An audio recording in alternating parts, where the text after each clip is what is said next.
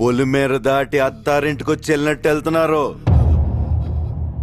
20 ఏళ్ళ నుంచి ఒక లెక్క, ఇప్పటి నుంచి ఒక లెక్క. ఆడి కొడుకొచ్చాడని చెప్పు.